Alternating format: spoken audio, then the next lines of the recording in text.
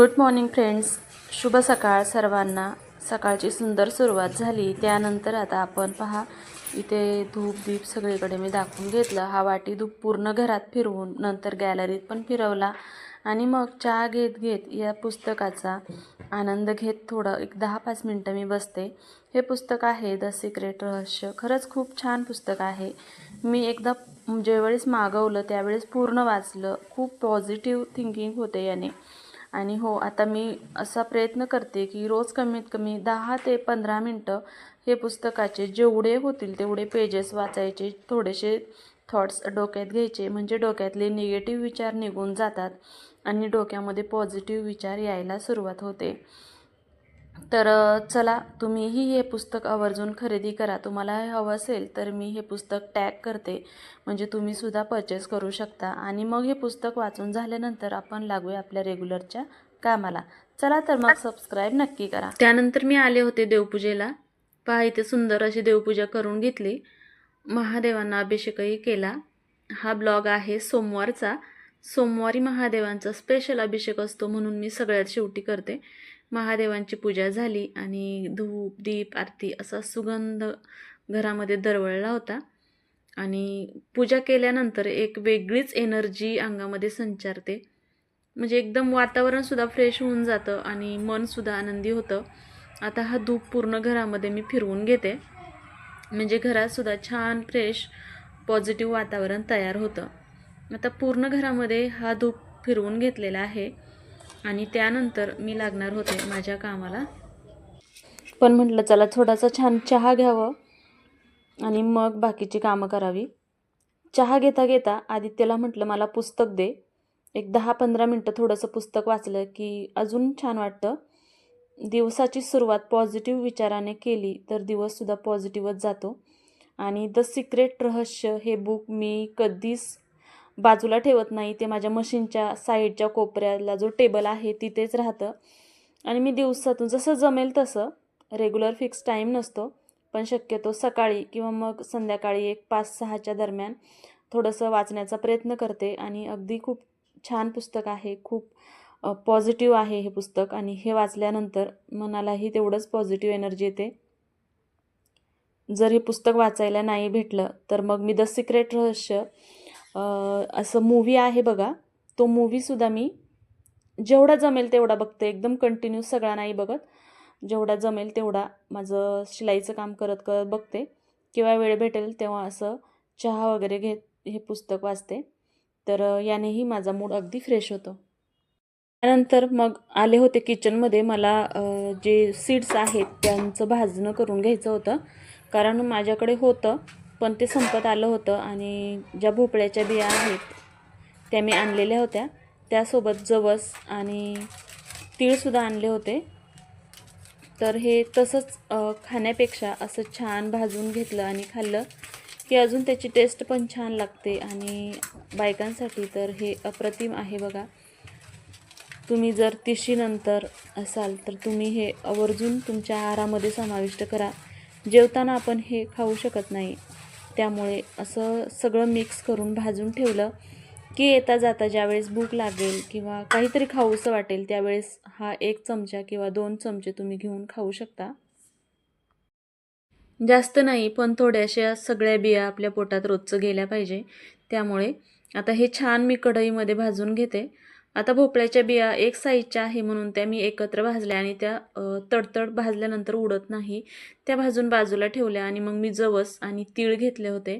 आता हे तीळ जे आहे तुम्हाला जर असं बघा ब्राऊन कलरमध्ये दिसत असेल तर हे गावरान तीळ आहेत.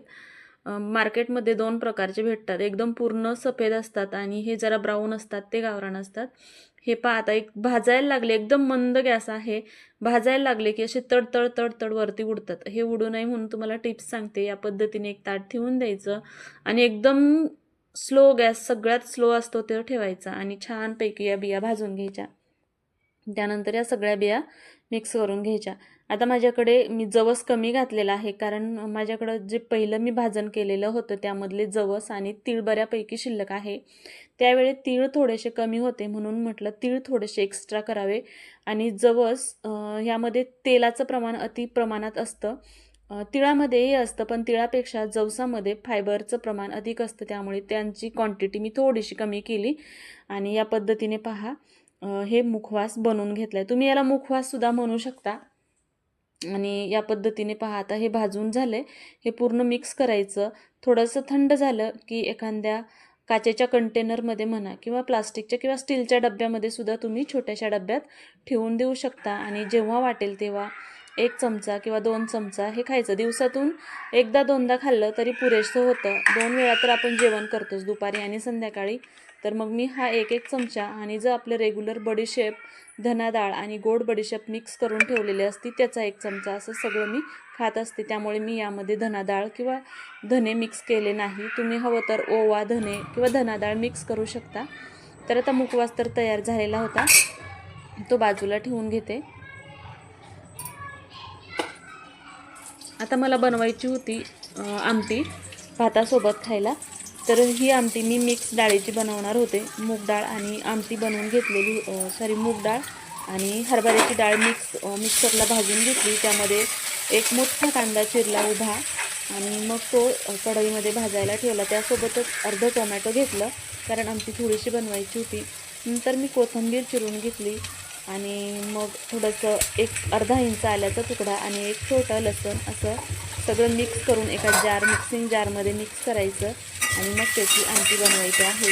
तर पाय छान असं सुंदर भाजून घेतलं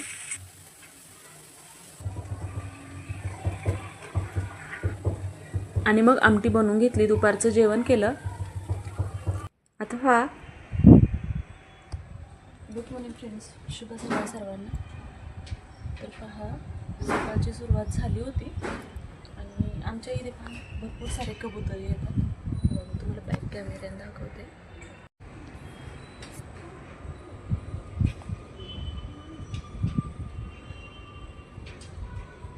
दिवसभर यांचं त्रास द्यायचं काम चालूच असतं. हे पहा, आणि पाऊस पडला होता. जेवण वगैरे झालं. इकडे म्हटलं थोडंसं कपडे सुकलेत का पाहावं, मागच्या गॅलरीत कपडे टाकते. पण झाडं पहा किती छान ग्रोथ व्हायला लागली होती. पाऊस पडला आणि झाडांची वाढसुद्धा व्हायला लागली. इथे छान गुलाबाला कोंब फुटलं होतं.